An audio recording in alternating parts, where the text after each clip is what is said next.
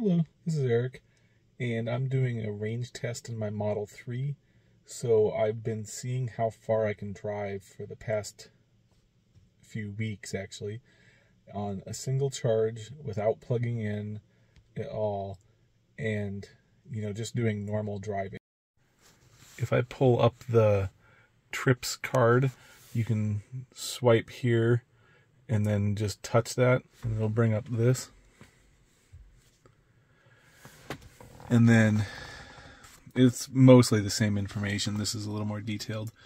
So as you'll see, I have driven 305 miles, 58 kilowatt hours, and 189 watt hours per mile average efficiency since the last charge. And then if you look at my battery charge, I'm at 8%, and I charged up to 100% before starting this test. And if I go to charging here,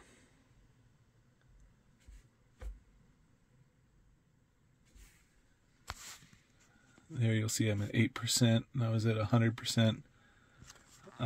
It doesn't tell me the last charge date other than the last one I paid for, but I didn't pay for my last charge because I charge at work.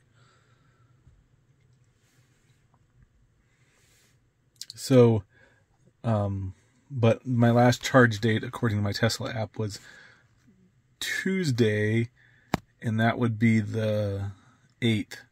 So it's been over 2 weeks since I've charged, and I've driven 305 miles. This is just doing my normal daily commute and, occasional trip downtown or something. So this is a pretty good drive. If I pull up the energy here, you can see that it's still estimating I have 31 miles. So assuming that's pretty correct based on my previous driving, then my full range would be about 336 miles driving this way. It's been all around town at lower speeds and climate control off. So this is ideal driving. I could get much higher than 336 miles, but the issue is that you have some overhead for 2 weeks, right? So however much vampire drain a Tesla has over 2 weeks, and that's, 2 or 3% as well. It's gotten a lot better. Like 4 years ago when I got the car, vampire drain was pretty bad, but now it's really low. So like at the airport a couple weeks ago, I only lost a couple percent. Parked for 2 weeks. And then the next step is I'm going to charge the car full using my home charger that monitors the charge level. So I'll see how many kilowatt hours we put in. My car right now has about 272 mile, 100% range. I don't know if it shows it anymore here. It just shows 100% there.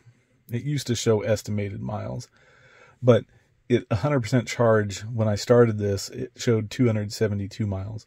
So that's degraded by about 40 miles from new. So a little over 10%, maybe like 12%. And that's because the car, lithium-ion batteries degrade quite a bit in that first year, like 7 or 8%. But it's been very slow for the last 3 years. So the first year I had it, it dropped like 7%, and then since then it's dropped only, like 1 or 2% per year at most. And so I expect very little degradation over the next, 50,000 miles. I am currently at 55,434 miles.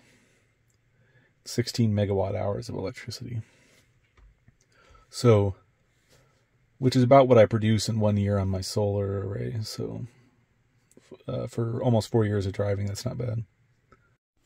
Okay, so next morning I charged. I'll show a screenshot after my video, but the total charging power was 68 kilowatt hours or energy.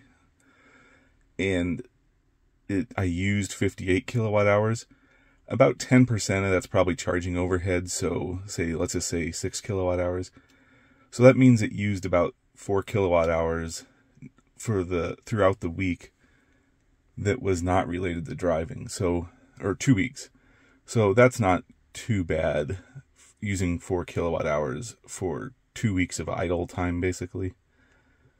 So now my estimated range, it actually went up a little bit, readjusted. So it was 272 before, now it's 279. And if I continue driving how it was, I'll have 412 mile range.